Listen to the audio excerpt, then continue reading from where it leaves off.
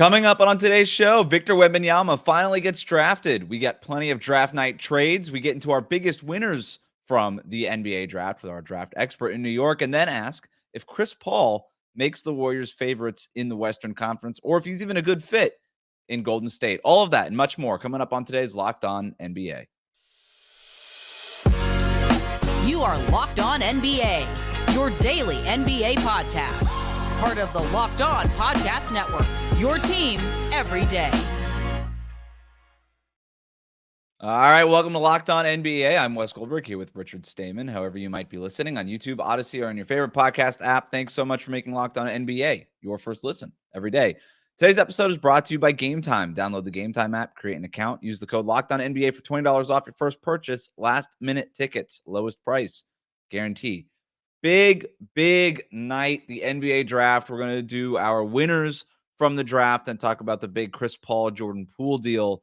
But let's just jump right in. Richard, you're in New York for the draft. What are people talking about? What's the biggest story right now? What has people buzzing? The big story for me was the Dallas Mavericks. I mean, they were talked about, how are they going to get off of Davis Bertans with the 10th pick? And instead they turned that from the 10th pick to the 12th pick while getting off Davis Bertans. They create this little trade exception that turns into Rashawn Holmes in the 24th pick. They get their guy in Derek Lively. They get Rashawn Holmes. They get two bigs, which the Mavs had one of the worst big man rotations in the league. And then you get Olivier Maxence Prosper from Marquette. You bolster up that perimeter defense. Just an overall great night of defensive additions for the Mavs. And they're probably not done in terms of just what they're going to do for the roster. I love the Mavericks draft. They addressed a ton of different needs. They didn't really need to be picking at number 10. They moved back a couple of spots, get the guy that they wanted all along, and in doing so, create that trade exception that they were able to absorb Rashawn Holmes into, basically improving what was a weakness for them at center last year with two different players, a veteran in Rashawn Holmes and Derek Lively there. They still have the full mid-level exception, to your point, that they could use in free agency that they're going to be able to make some additions with. I just thought it was an expertly crafted draft night by the Dallas Mavericks. I felt like they had a plan, they had things in place, and they executed on it. So great for them. And so I have them down as one of my big winners. And then the other big winner for me is the Spurs, right? Number one pick. They get Victor Wembanyama. It's almost like it was a foregone conclusion. We knew this was going to be the case, and it's not surprising at all. But it's also important to acknowledge that they got maybe the greatest draft prospect ever, and certainly the best prospect since LeBron James in 2003. What's it like in New York? What was it like at the draft when Wemby gets picked there? He seems really emotional during the broadcast. Yeah, honestly, it was pretty chilling. You're getting a guy who probably comes in the league, top 25 player, year one. The hype around him. He's the best prospect since LeBron. Some people have him as the best prospect ever. And hearing that name called, it's going to be Victor. But just hearing it when Adam Silver goes number one pick, Victor Wembanyama. And it was very chilling. You could feel the whole room. Everybody was excited for it. It was more than just the way that I feel like a lot of number one picks were like, oh, great, this team now has this guy's. This sucks for the rest of the Western Conference or Eastern Conference. This one was just it felt like as a basketball community, everybody was appreciating what we had gotten to see. It's now a transition of the best prospect in the world pre-draft to now he is going to be on an NBA team. It's tangible now. So I think it was pretty chilling seeing it all happen. It was, how many Spurs fans were there? Because it seemed like a lot. A ton. I know they were filming a lot of Spurs fans as they were coming in to make it look like it. But, man, I walked in and I was like, okay, here's a Manu jersey. Here's a Keldon Johnson jersey. Here's a Artist Gilmore jersey. Like, all these random things. Like, there are so many Spurs fans here. I think they were the number one most represented team in the draft. Great for them. The only thing it reminds me of is when the Indianapolis Colts drafted Andrew Luck, and there was just a ton of Colts fans there, wearing their Marvin Harrison, Edgerrin James, Peyton Manning jerseys, and there was so much hype. And even Wembanyama is like so much further or so much better of a prospect than even Andrew Luck was.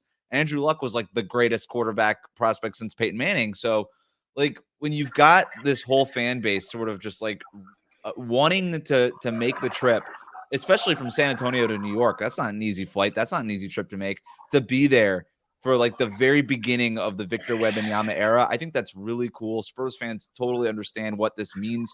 They kind of got this with Tim Duncan. Also, like I'm really glad to hear it. It's a cool moment. In terms of what else the Spurs did tonight and what this means for San Antonio, like what's your kind of basketball evaluation on Victor Wembanyama in San Antonio? Yeah, I think they said it really well. I don't know if it was the ESPN broadcast or if it was the in-stadium broadcast they did, but he's somebody who he wants to be coached. And there's no better place to be coached, I feel like, than for arguably the greatest coach of all time. And Greg Popovich, he's coached not only just some of the greatest players, but also some of the greatest international players.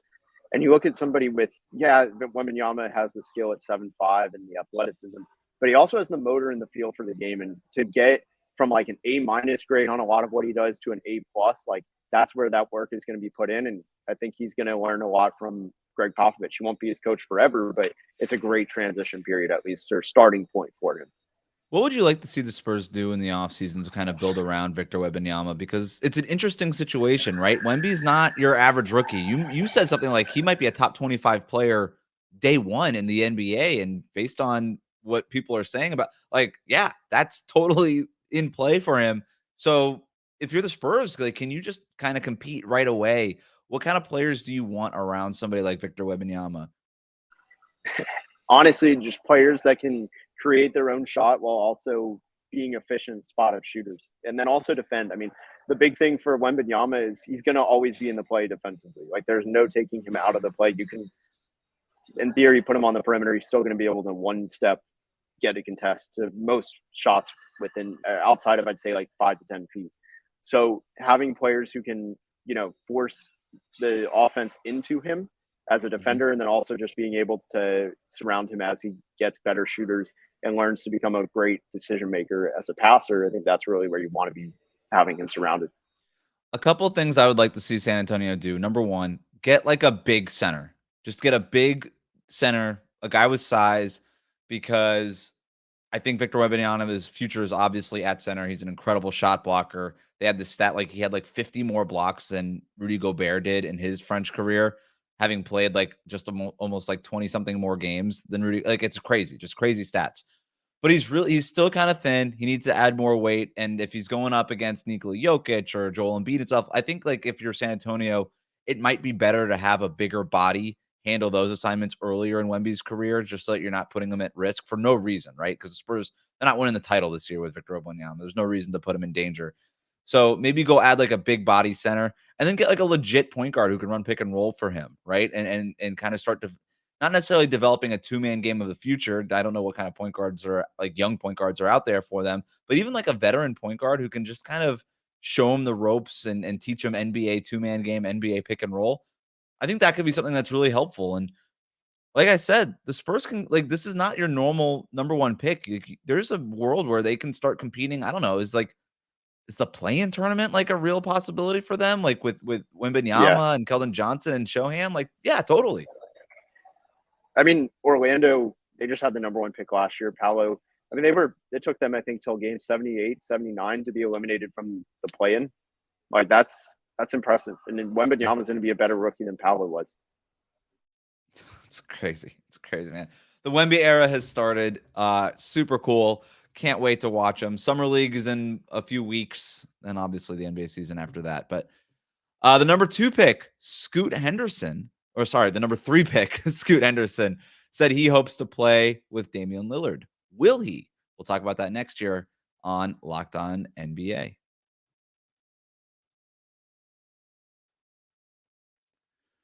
Today's episode of Locked On NBA is brought to you by Bird Dogs. The pitch is simple. Bird Dogs, they make you look good. Bird Dogs stretch khaki shorts are designed to fit slimmer through the thigh and leg, giving you a truly sculpted look. They fit way better than regular shorts that are made of stiff, restricting cotton. Instead, Bird Dogs fixes this issue by inventing cloud knit fabric that looks just like khaki but stretches, so you get a way slimmer fit without having to sacrifice movement. Plus, Bird Dogs uses anti-stink sweat wicking fabric that keeps you cool and dry all day long. I love my Bird Dogs, and in the summer, you need a few go-to pairs of shorts, and mine are Bird Dogs, and you can get them too. All you have to do is go to birddogs.com/LockedOnNBA, enter the promo code LockedOnNBA for a free Yeti-style tumbler with your order. That's birddogs.com/LockedOnNBA for a free Yeti-style tumbler. You won't want to take your bird dogs off, we promise you. Thanks again for making Locked On NBA your first listen every day. As everybody expected, the Blazers took Scoot Henderson with the number 3 pick, and now the clock starts on Damian Lillard and his future in Portland, with many teams wondering if he's going to get traded. But Scoot said that he'd be open to sharing the backcourt with Lillard, saying, quote, "I'm hoping to get to play with Dame for sure. Special guard, one of my favorites to watch. It would be cool to play with him." Shams also reporting on Thursday night that Lillard will give Portland some time, and a conversation about his future will happen in the next few days. What do you expect to happen next here, Rich? They have so many different directions to go. I mean, there was a tweet I saw that said Damian Lillard's going to discuss the future with management and things like this. But look, if you want to move off Damian Lillard, this is probably the very best time. Anthony Simons is on the beginning of his second contract. Scoot Henderson has 4 years under very cost control contract. He makes it easy where you don't even have to trade back for a guard. You can easily just get a front court. Anybody over 6'6" is going to be, an improvement in size in that regard. I think they have a lot of directions. It's probably the best year to do it. The only downside is next year's draft is just not worth tanking for. That's really the one risk. Yeah, Scoot Henderson is obviously he could have been the number 1 pick in any other in a lot of other kind of drafts, but I don't know that he's Wembanyama level of, okay, we've got him in house, we're competing right away. I understand Portland's posturing of, you know what, maybe we'll kind of keep Damian Lillard, bring Scoot Henderson along. We've got these other guards, like whatever. It just feels like now, if you're Damian Lillard, you always knew that Scoot Henderson was the likeliest outcome here at number 3, right? Portland put it out there that they were trying to maybe move number 3 for another superstar level player. Obviously, that didn't happen. And now it's real, right? And I think that obviously matters because the draft is over. And now Portland has to move on to other things on their to-do list, right? These last few weeks is all about been preparing for this draft, taking Scoot Henderson, figuring out what you want to do at 20, and doing all these other things. But now this is done. It's real. They have Scoot Henderson now, and there has to be a conversation with Dame about, okay, what do you want to do? Do you want to play with Scoot? You were here for all the workouts. Or do you not want to see this youth movement through? It sounds like Lillard might be like, all right, is there anything you can do in free agency? Is there something else that we could do here? Is Jeremy Grant coming back? Like all these things. But there's just no real pathway to the Blazers doing something that Lillard wants to do while keeping Scoot at number 3 and trying to build around him and Shaedon Sharpe and perhaps even Anthony Simons in the future. So it just feels like we're slowly but surely going to end up in a place where both of those, Damian Lillard and Portland Trailblazers, decide to part ways. It kind of feels like that's where we're going, no matter what, right? Yeah, I mean, what's the ceiling? Like maybe second round if things go right. It's really hard to win with the current roster without a massive overhaul. Yeah, and this free agent class isn't like extremely deep. There's nothing really there. If you're looking at trades, like okay, Anthony Simons and a future pick, like what's that getting you? We just saw that it wasn't really getting you a whole lot. So when that happens, I expect in the next few days, we'll see some sort of tweet come down the timeline. Damian Lillard and the Portland Trailblazers have met and had a conversation, decided it's best for Damian and Portland to part ways. We're going to get some sort of tweet like that. And then the fun begins. Then the Portland Trailblazers start fielding trade offers and all these things. Brian Windhorst reporting that teams are already preparing their offers for Damian Lillard when that if and when that happens. The two teams that Damian Lillard himself mentioned, Miami and Brooklyn, based on the things that I'm hearing, I think the Miami Heat would be very high, if not at the very top of Damian Lillard's preferred list of destinations. And if that happens, then, Lillard's going to have a lot of leverage in saying where it is that he wants to go, right? I think Portland understands that they owe him that. So we'll see what happens there. Any other thoughts on Portland and Damian Lillard before we move on to other winners and losers? Yeah, I don't really think I don't think they can do enough, like you kind of said, this offseason with one signing's not going to change anything. One trade's not going to change enough. But their ceiling, I don't think Damian Lillard wants to be there unless there's a realistic path to the finals. And he has that way more likely by going to Miami, who just made the finals. Any other? I struggled to find a loser, but you're the expert here. I feel like it's a harsh word, but it's a fun a sports radio word. Any any confusion prompted by a team selection here? This is probably the very first draft where I've said, I don't think this is a bad, like, there weren't any glaring picks. I think there were some. Every top 10 has a bust in it. I do think there could be some candidates there, but that's not the risk. The risk wasn't a bad risk, right? Like, there's no Right. Thon Maker at number 10. There was just none of that. I don't think there was like a bad pick. I will say the one thing, I do like Grady Dick a lot. I think for Toronto, I thought they would go for someone with a higher ceiling, just kind of being in a tough spot of nobody knows what their direction is. They're probably going to lose Fred VanVleet. They have Siakam. OG's future's in the air, even though he probably stays. But that's those things, they keep coming up, and Siakam's contract is coming up. And, the clock is ticking. Getting a role player at this point isn't going to change much. I feel like they're just kind of in the same route with Washington taking Kispert, where it's like you're trying to surround what you've got, but at the same time, you got to just kind of swing for the fences and hope you have somebody to help transition from that. Talk to me about the French guy that that went number 7, Bilal Koulibaly. That was sort of the first surprise pick of the night. Yeah, it's funny. So I actually went on Locked On Pacers. I thought the pick was going to go to the Pacers. So I said, watch out for him going number 7, because he rose so fast. Think about it. He was one of the last prospects to gain traction. He didn't really pop up till January. He was the last prospect not named Victor, when like him and Wembanyama were the last prospects playing. So all the eyes were on him, and he played in a professional league where the team way overachieved and made the final. So the thing with Bilal Koulibaly is the defense is great. The finishing is already great. The length is outstanding. The shot isn't super far away. It is raw a little bit, but it's not like broken or anything. If he gets 2 of 3 things of adding strength, improving his jump shot to an efficient level, and just really tightening his handle, I think he's got star upside. Like, you look at that star mold, 6'8", 7'2" wingspan, massive hands. He's got just all the skills, the feel for the game, the athleticism.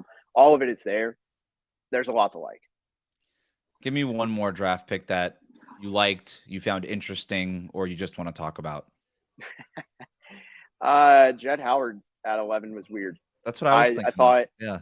I thought there were 2 better shooters on the board that do more things outside of shooting better too. I thought that was weird. I know in his workout, I had been told, like, at least, I don't know how many workouts he had, but I had heard of one workout that it's funny. It's funny when I tweeted that they were working him out, all these Magic fans were like, well, great. Now we're not going to get him, because the Magic, whenever they get leaked, they don't draft the player. And this is the first time. So it's really funny. But I was told at this workout that, like, he was hitting a lot of tough shots, things like that, but it wasn't like he blew them away. That's what I had heard. Obviously, there's multiple sides to every story. So maybe I heard just, different information. But I really do think Jordan Hawkins or Grady Dick would have been better picks if that was the role they were going for. But now it's back-to-back one-and-done Michigan players. So I'm going to be looking at the recruiting class next year for Michigan to predict the Magic pick. There it is. All right, that'll do it for our draft talk. But a couple hours before the draft even happened, we had a blockbuster trade. The Warriors getting Chris Paul. Does Chris Paul make them favorites in the Western Conference? We're going to talk about that next year on Locked On NBA. Today's episode of Locked On NBA is brought to you by Game Time. Buying tickets to your favorite events should not be stressful. Game Time is the fast and easy way to buy tickets for all the sports, music, comedy, and theater near you. With killer deals on last-minute tickets and their best price guarantee, you could stop stressing over the tickets and start getting hyped for all the fun that you're going to have. Game Time is the place for last-minute ticket deals. Forget planning months in advance. Game Time has deals on tickets right up to the day of the event. Get exclusive flash deals to tickets for football, basketball, baseball, concerts, comedy, theater, and more.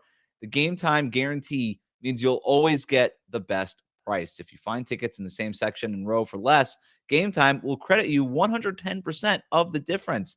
Get images of your seat before you buy so you know exactly what to expect when you arrive. Buy tickets in a matter of seconds, 2 taps, and you're all set. Tickets are sent directly to your phone, so you're never going to have to dig through your email or use a printer. Snag the tickets without the stress with Game Time. Download the Game Time app, create an account, use the code LOCKEDONNBA for $20 off your first purchase. Terms apply. Again, create an account and redeem the code Locked On NBA for $20 off. Download Game Time today. Last minute tickets, lowest price guarantee. Today's episode of Locked On NBA is also brought to you by Prize Picks. Prize Picks is daily fantasy made easy. All you have to do is pick 2 to 6 players, and if they're going to score more or less than their Prize Picks projection, you can win up to 25 times on any entry. No competing against other people. It's just you versus the projections available, and Prize Picks offers projections on any sport that you watch, including Major League Baseball, the NBA, NFL, PGA, college sports, MMA, and so much more. Entries can be made in 60 seconds or less. It's that easy. Prize Picks offers safe and fast withdrawals. It's currently operational in over 30 states and Canada. So download the Prize Picks app or go to prizepicks.com and sign up to play daily fantasy sports. First-time users can receive a 100% instant deposit match up to $100 with the promo code Locked On. So if you deposit $100, Prize Picks is going to give you $100. If you deposit $50, Prize Picks will give you $50. Don't forget to enter the promo code Locked On at sign up for an instant deposit match up to $100. Thanks again for making Locked On NBA your first listen every day. So a few hours before the draft, the Warriors traded Jordan Poole and a 2030 first rounder to the Wizards for Chris Paul. Richard, what was your immediate reaction to the deal, and what do you think about the trade now?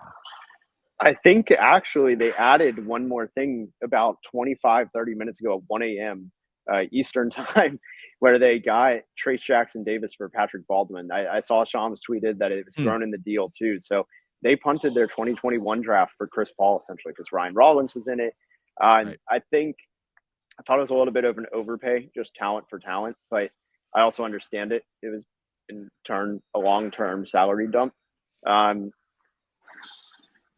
interested to see how Chris Paul fits. I don't think that was the glaring need that the Warriors have. So I'm curious to see the subsequent moves. There was an internal question about whether or not Jordan Poole and Draymond Green can coexist long-term. Like the punch just never fully healed. Draymond Green is obviously a free agent. They want to bring Draymond Green back. And I think by them trading Jordan Poole now was a sign to Draymond Green basically saying, you know what? We're going to prioritize you. We want to bring you back, and we're going to kind of get rid of this thing that was kind of awkward in our locker room and really affected their season last year, right? So they end up going separate ways with Jordan Poole. Jordan Poole was a little upset with his playing time. He's going to get as many shots as he wants now in Washington, right? And so I think that's a good thing for Jordan Poole. And then, you know, the Chris Paul thing doesn't make sense on paper. He's a pick and roll guy, kind of slow, steady, methodical. The Warriors play fast. They play in chaos. They don't run a ton of pick and roll. They want like ball movement, body movement all the time. But we've seen Chris Paul play in like different ways. Like we've seen him play with 3 different guards in Oklahoma City. We saw him play next to James Harden in Houston. Like that guy is a basketball genius. Like I'm going to bet on him finding ways to figure it out. And the thing I really like about it for the Warriors, after thinking about it a little bit more, is one of the biggest weaknesses for them for basically the entire Steph era was when Steph is on the bench, they have nobody to run offense through. Like the best versions of that was like Andre Iguodala during the dynasty years. Chris Paul is more than capable of running that offense. And when Steph is on the bench last year, they often had to stagger Steph and Draymond just to make sure one of them was on the court running their offense at all times. Now you don't have to do that. You can keep those two together more often.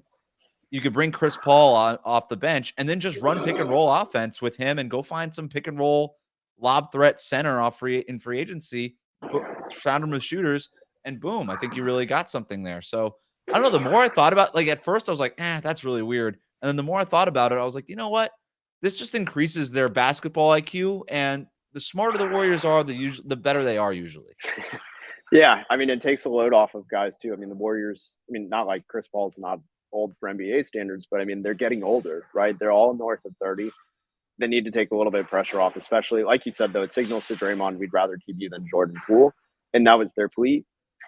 I think that's well said. I mean, just Chris Paul will be able to fit and take a load off. And like you said, just intelligent talent, they fit, right? Like they find those kind of guys, they all find ways to fit together. Chris Paul will come off the bench. I don't think he'll start, and I think he'll be fine with it. Especially like if he embraces it, it's a great look for him. a non-zero chance that Draymond punches Chris Paul also? Like, that's totally in the cards based on those personalities. So maybe we end up in the same place we were this time next year. I don't know. Man, you saw my yawn because it is 1:30 in the morning, and you go, all right, I'm going to fix this. That was good, man. All right. Well, it is 1:30 in the morning. You did a terrific job covering the draft. Richard Stayman, you can find him at Mavs Draft, does a great job over there, breaking down everything NBA draft related. So, man, really appreciate you jumping on Locked On NBA tonight. This was fun, and I know, fun has really just begun for everybody here. But thanks for making Locked On NBA your first listen every day. Everydayers, make sure you're subscribed to the show. It will be back on Monday with the biggest stories from the NBA weekend. And every day, all offseason long, breaking down all the news, rumors, trades, and free agency. In the meantime, you can find me over on Locked On Heat. And you can find Richard over on the NBA Big Board, over at Mavs Draft, and all the things that he's doing over here at the Locked On Network. Richard, get some sleep, bud. Thank you.